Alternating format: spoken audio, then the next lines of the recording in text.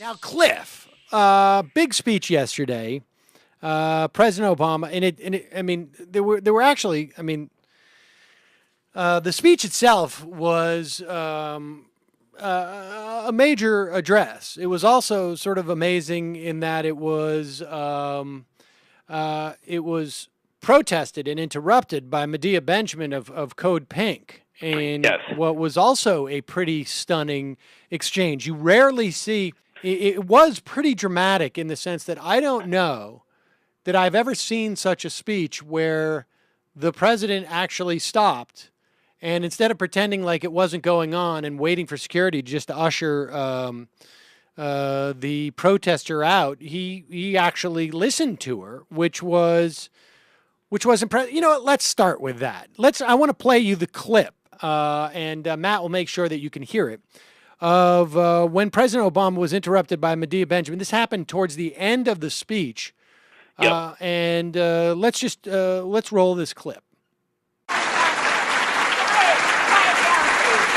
So, let me finish, man. Good. So today, once again, today, I'm about to address it, man, but you got to let me speak. I'm about to address it. Let me address it. Why don't you let me address it, man? Why don't you sit down and I will tell you exactly what I'm going to do. That includes 57 Yemenis. Thank you, ma'am. It includes Shakir Amr. Thank you. Thank you. Ma'am, thank you. You should let me finish my sentence. The voice of that woman is worth paying attention to. Obviously, I do not agree with much of what she said. And obviously she wasn't listening to me in much of what I said.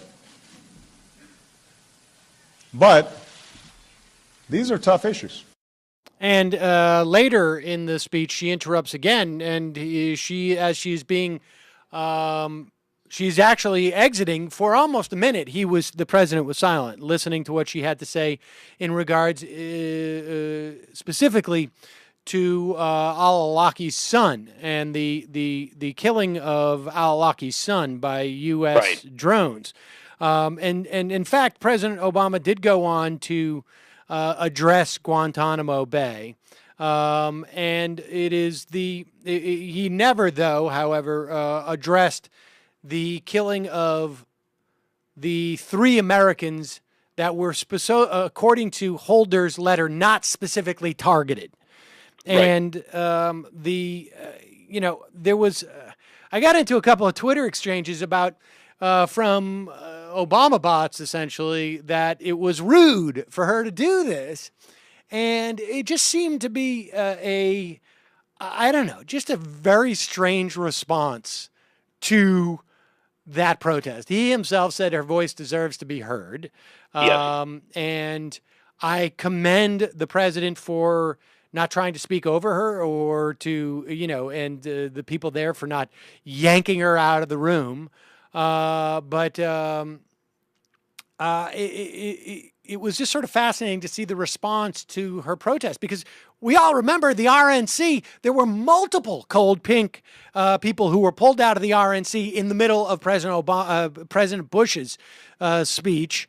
And I just don't recall that response. Well, she's been doing this for a long. I mean, I know Medea Benjamin, so let's start with that. Just as a disclosure, I mean, we're not close, but I do know her, and she's passionate about this. She believes strongly in what she believes, and credit to be given. Look, is she interrupting an address? She is, but sometimes this is what is necessary to get issues heard. I don't think all this stuff is as black and white as a lot of people, let's say, try to make it out to be.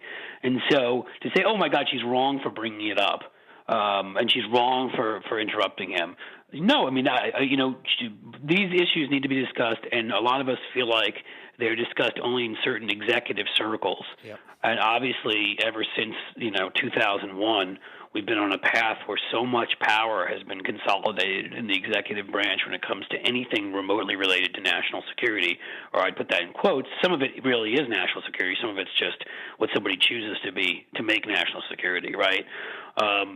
That this has to be addressed. I'll give credit to President Obama. My concern with him is that he's given lots of great speeches in the past and then not followed up. Right. I want to get into the substance of the speech in a moment, but I will say, in terms of the efficacy of her protest, and the idea that it was somehow disrespectful to President Obama. First, I would say I didn't think that she was disrespectful. I mean, she. I guess if protest is in some ways disrespectful inherently, then to that extent it was. But this is not someone who was getting up there saying, you're a liar, you're a baby killer. She was introducing topics that rarely get discussed on a national platform. And I was watching CNN right after the speech, and Jake Tapper had to address the killing of Al-Awlaki's son. Right. In a way that I don't think would have been addressed, frankly. And let's be honest, she didn't throw a shoe at him, so right. At least there's that. Right.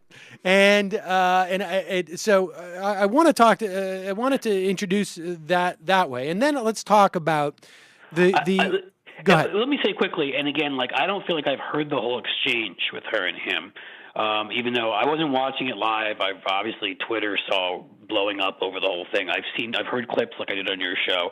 And again, I feel like I don't want to lose any of what I feel like there's nuance in these things to a black and white interpretation of it. I feel like she had absolutely every right to do what she did, and I'm glad she did what she did.